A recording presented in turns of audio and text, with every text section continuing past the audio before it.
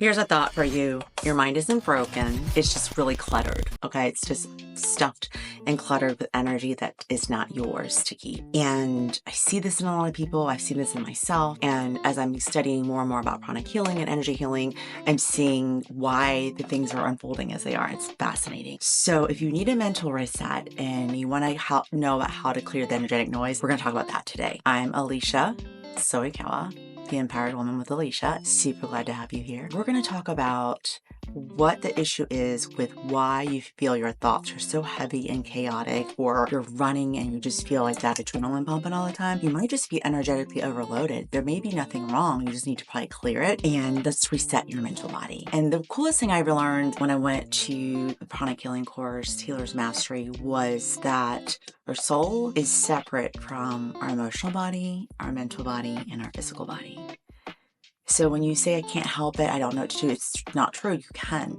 You're just allowing those three bodies to take over your true self, your soul. Keep that in the back of your head. So the main points we're going to talk about is what mental overload symptoms looks like. It's different for each person, and what the sources of energetic noise looks like as well, and clearing practices, something that we can do to clear, or if you can get a hold of someone that can help do some sweeps for you. If you don't know how to do it, it's really easy to learn as well. It's something anybody can do, but it's just about practicing and knowing how to do it. Or would be mental reprogramming yourself, right? We've talked about this in other videos. How do you change the patterns going on in your head, the thought process there? So you have to reprogram yourself. Just scratch the record and put in a new record for yourself. And then protect yourself, protect your mind, protect your aura, protect your soul from some of these things and let it bounce off of you like a bubble.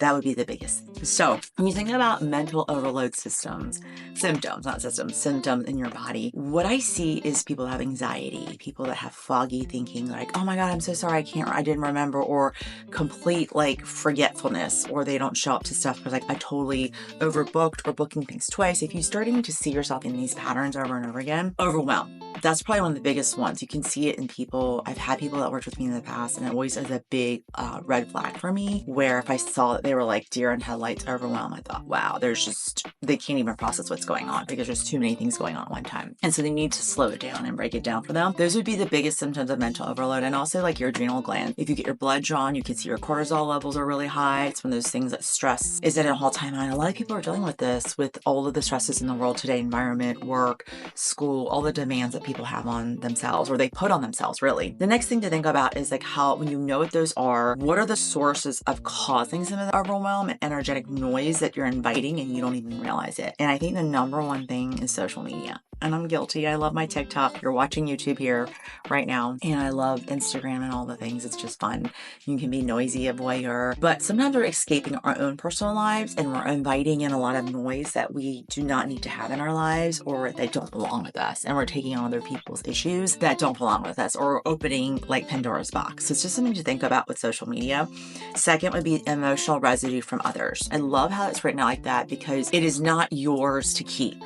It's other people's emotional residue, and they kind of dump on you and leave. I don't know if you have people like that in your life. I think we've all been there, where someone comes in the room and tells you everything and dumps on you and walks away, and they feel great and you feel like crap. So they just transfer all their negative energy onto you. If that's happening to you, that's a source of energetic noise happening to you. You need to think about that. How are we going to block that from happening? And then just physical clutter in your life. Sometimes I'm guilty of that, like not having an organized, clean space, not organize your files, not taking time to sort things through can cause a lot of chaos in your mind, overwhelm, and make you kind of like feel like you can't handle things that's going on. When you look at those two things of the mental overload symptoms and maybe the reasons causing the symptoms, you have to think about what are the clearing practices for you? Like, what are you doing to reset yourself? Basically, like reboot your computer, your super mind, your body, right? One of the things that we learned was pranic sweeping. So it's gentle sweeping, like taking energy and sweeping it and taking the dirty energy and throwing it away. It's actually 70% clearing and cleaning of energy and only 30% energizing, which is what pranic healing foundation is about. Not just putting energy in or energizing, but also clearing it. Just like we breathe in and we breathe out, and we breathe out the CO2 and the energy, the negative, and we breathe in the good. So that's the concept of that. It's like breathing, right? And so nature time, grounding, I have a grounding mat. They're selling them now. I'm seeing grounding sheets. Actually, just take your shoes off and go outside and stand on the ground. Not pavement, but actual physical dirt, or go to the beach. It actually is grounding yourself to the earth, to the mother earth, and it's actually good for you. So it's like grounding energy. It's ground prana. And while you're outside, you're breathing fresh air. So that's air prana, air energy. And then you're getting sun, which is solar prana. So those are the big trifecta for pranas for you that you're probably lacking. And I highly recommend implementing that in your life. And then disconnect hours. Where are you giving yourself tech-free time to disconnect, be with family, be in connection with people, doing things, maybe dancing, walking, being with your animals, being with your children, having conversations, not, just mindlessly watching things, right? The next thing is like reprogramming yourself, because it's really hard sometimes when you're in a habit, a discipline, to stop it. It's like an addiction, and we need to recognize we have that addiction first. It's no different than overeating or over drinking or over partying, all those things, sex addiction, alcoholism, gambling addiction. Social media is an addiction for a lot of people. Well, if you're spending so much time and you physically can't make yourself stop, you have to wonder, why does it have a pull over you? I mean, it is built to be addicted, they say. I would definitely choose one core affirmation and repeat it with breath. That's something you can do. I downloaded the it's Om Padme chant mantra. The Buddhist monks chant it, and it's and then in between the ums, it's quiet, and that's like the space of meditation. And so it kind of puts you in a spiritual meditative state. You can look for that music and just kind of play in the background, and it does clear your energy. It's quite amazing.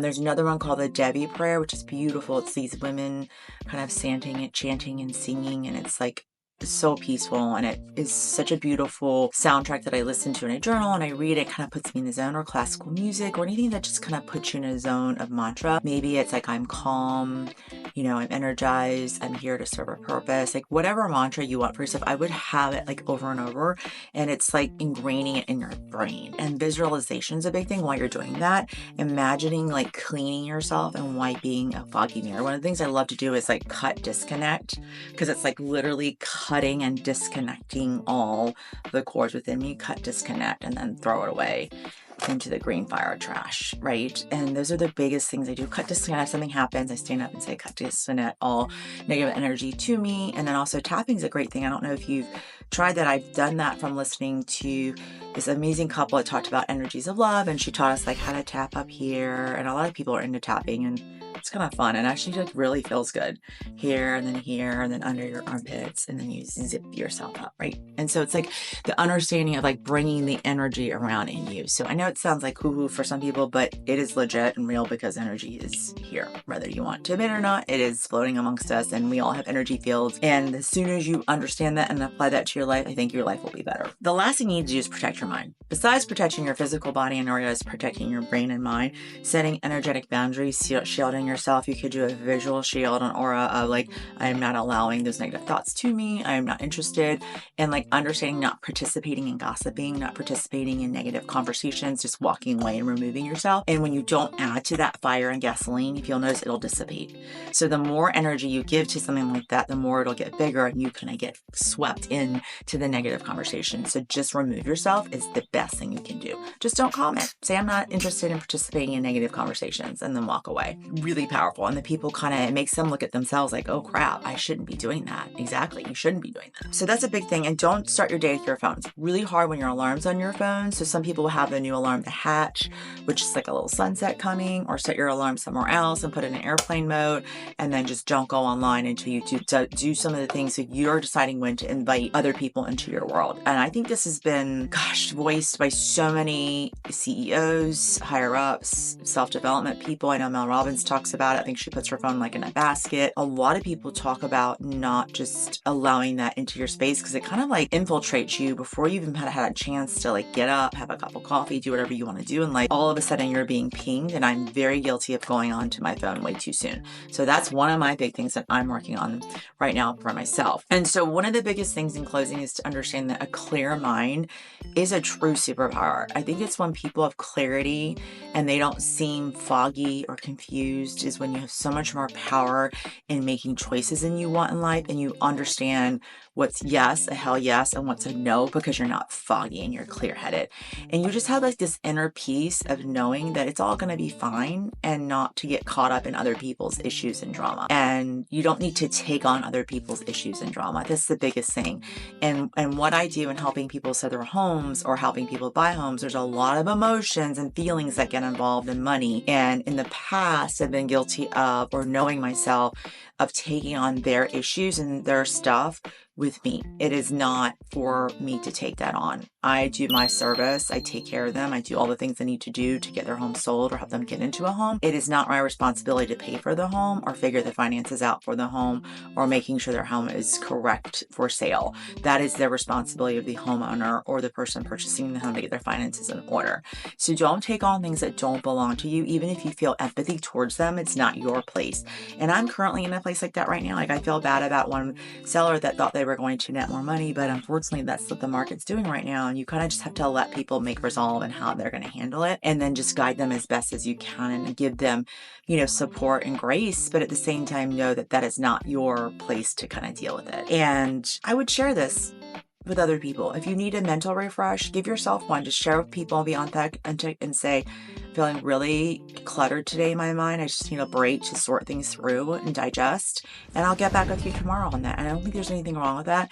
And I think other people need to respect it. Not everyone processes things the same way, and to give people space and grace to make those decisions for themselves. And I'm curious, shoot a message below if you have any comments or questions about the pranic healing journey that I'm on. And if you want to volunteer, I am doing my certifications, and of course need some people to work on. So if you have physical ailments, mental ailments, love to have a conversation with you. Shoot me a DM and we can schedule time. And until next time, stay empowered.